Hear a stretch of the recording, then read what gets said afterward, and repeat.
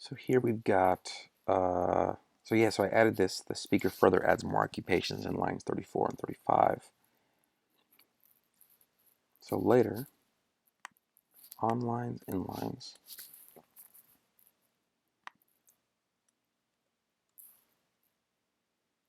and the speaker.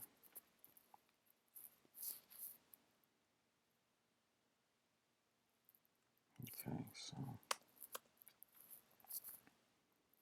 um, so adds more.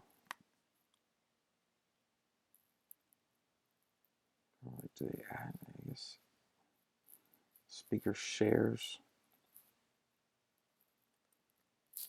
describes, mentions. I guess mentions.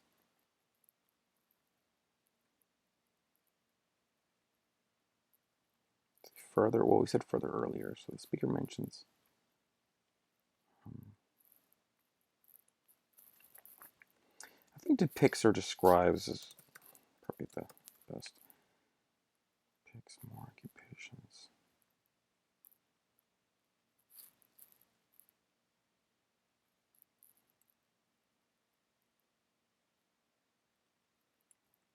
Does he depict occupations? He just depicts people. More people of different occupations. Differing. The speaker depicts more people of differing occupations.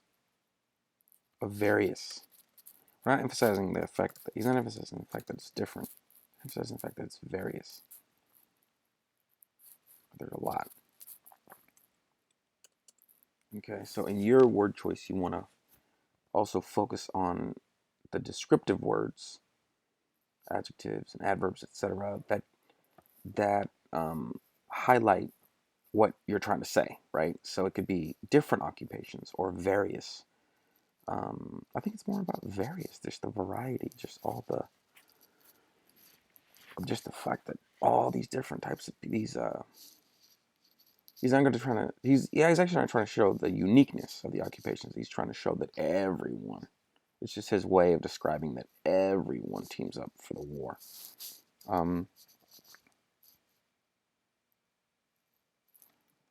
Here,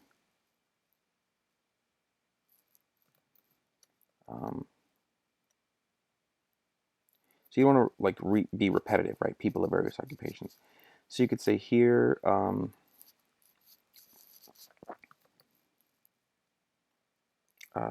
Manhattanites, Manhattan citizens, Manhattan's workers, right? Because these are workers. Manhattan's workers seem to be exiting. You don't want to say leaving, or actually, we could actually quote leaving. Seem to be leaving their respective places of employ. Um, if you don't have to use of, you don't need to. So workplaces. Um, as they all share the same line, the same line 34 together.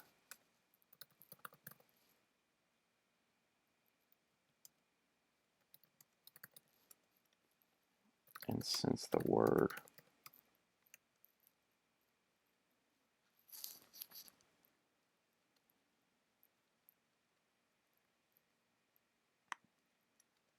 that seemed to be, that's a little bit weak. Let's say that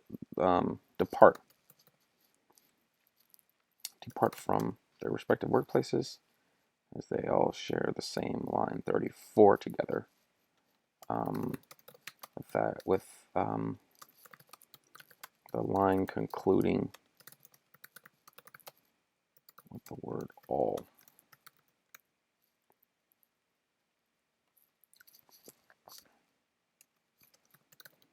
Again, this perhaps this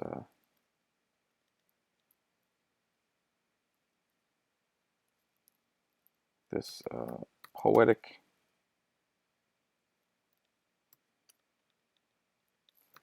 this word choice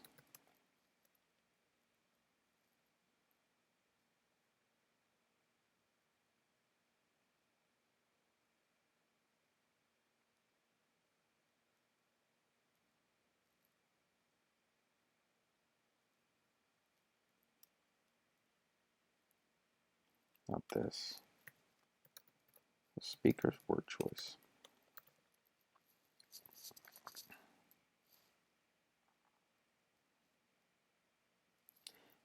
emphasizes we're going to change this word. We're not going to use it all the time. You could say relays, depicts, portrays. Let's say portrays or displays. Displays. Speakers again. The speaker's word choice displays.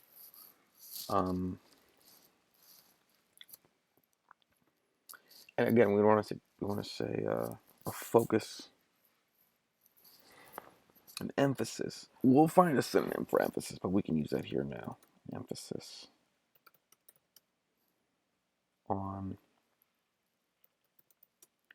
war's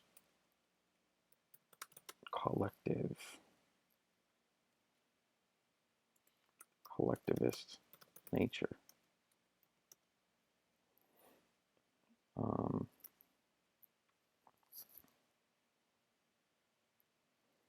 War's collectivist nature as all, and then we want to sort of repeat what the poet is saying, but in our own words, and just make it as clear as we can, right? As all of these differing, all of these people from differing places of employment, right? Because we're changing the phrasing, but we're sort of saying the same thing. We're going over the same. But this is, I mean, there's perhaps some students who are even more deft at, just stating one line and just going over it. I sort of circle the wagons a little bit um, to sort of protect myself a bit. And if I pull it off well, I think it can, you know, um, that it can definitely help with regards to a solid grade.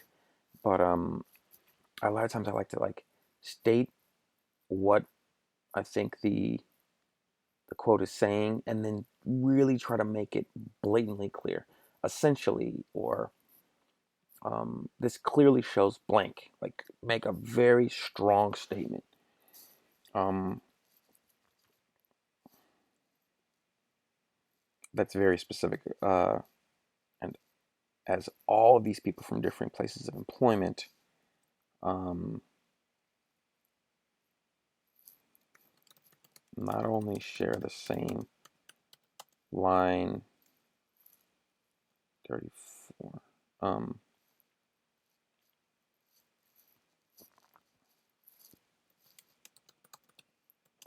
but that the word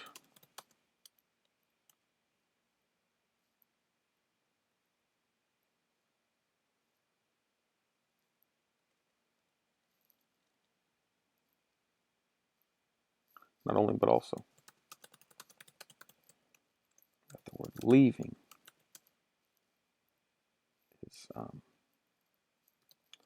is on its own line. These people essentially leave together, which further underscores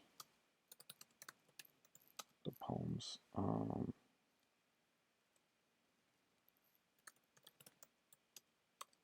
so now we can change to poem, speaker. We don't want to say, yeah, so poem, speaker. That's essentially what I talk about is the poem or the speaker. And then you can mention Whitman in the conclusion, Walt Whitman's poem, da da da. Because we're not arguing that Whitman thinks this, Whitman is saying this. We're arguing that the poet is saying this. Kind of like a singer, right? A singer might write might have a song, but the dialogue, um, it might not be the actual person. They might be telling like a tale, making up a story, or an author, a fiction author. I mean, this is sort of the same thing, right? Just because Stephen King writes these macabre books doesn't mean that it's him. It's just, this is the milieu, this is the world he's bringing you in, this is the story, and this is the narrator. The narrator can be a woman, it can be multiple, there can be multiple narrators, multiple points of view. So it's the same thing in poetry.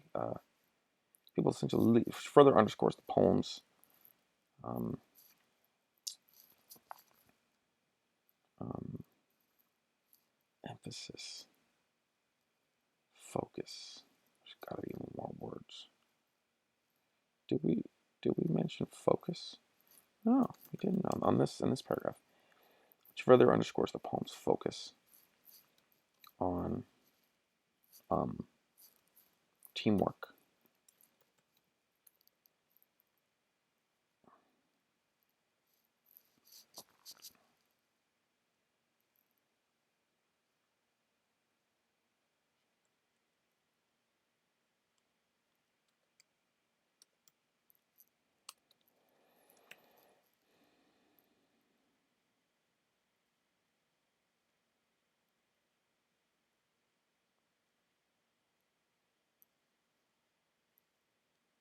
These people. These people. Let's change this phrase. So the Manhattan multitudes. Again, we're using a little bit of alliteration ourselves, a little bit of creativity ourselves. Manhattan multitudes described here. Yeah, I like that. Manhattan multitudes described here essentially leave together, which further underscores the poem's focus on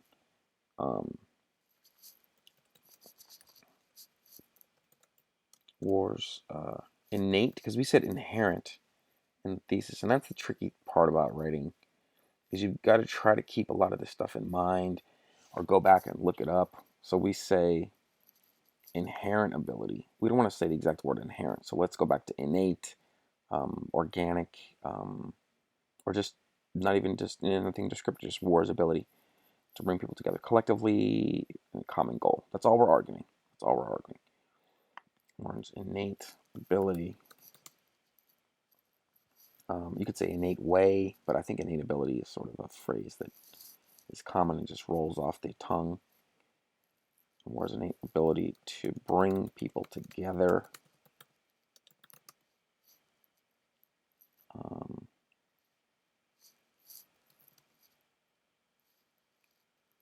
and leave their domestic, their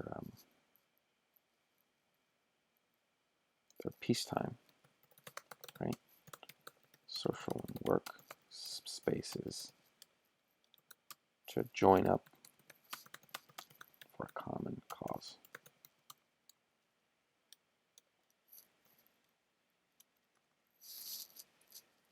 Yeah, I like this. And I think it's decent. I think we're making some really good points. It's kind of like a potato race, though. It's like you're running across. I don't know, when you guys were like young. I think way back in like first grade or third grade, we had these like fun little races with our classes and stuff. And you'd have to put a potato on a spoon and run all the way across. And I'm sure they are in a lot of events. But it's kind of like writing an essay. It's like you've gotta make sure this potato doesn't fall off. You gotta walk fast, but not so fast that the potato falls off. So we're making good points, but that doesn't mean that we can ever get arrogant. It's like, okay, I think we made a decent point. I think this is a decent paragraph. Let's work on the next paragraph. And that's why you've always want to keep proofreading and and not turn it in until you're ready. All right, I think this is a good description. And look at this though. 24 and 25, boom. And then here, this, these if you, once you double space this is going to be at least half a page. So it's a good start. They share the word leaving. We don't talk about them arming. We don't quote them arming.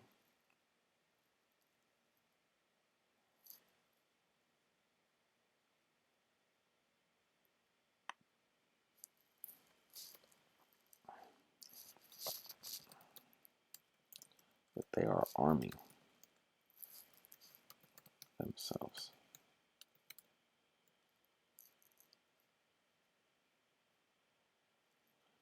People depict their own name, yet they are arming themselves.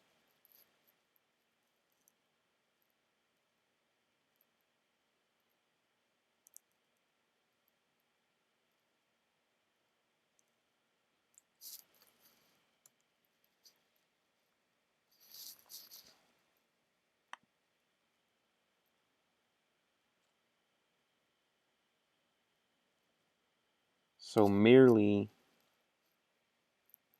they are arming themselves. Because arming goes back to war.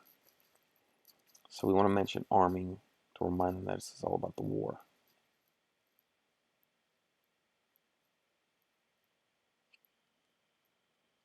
And I wouldn't want to put rather there for some reason. I feel like it flows better.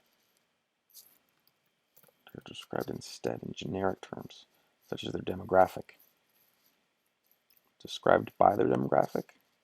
Described in such as their demographic, young, or their occupation, lawyer. This word choice again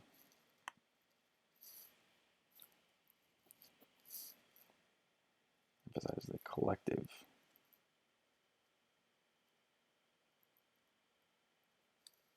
So we could say the speakers. Again, emphasizes the collective over the personal. Here, I guess we could say here. And again, we'll revise. So, okay, all right. Okay, this is I think this is a pretty decent paragraph.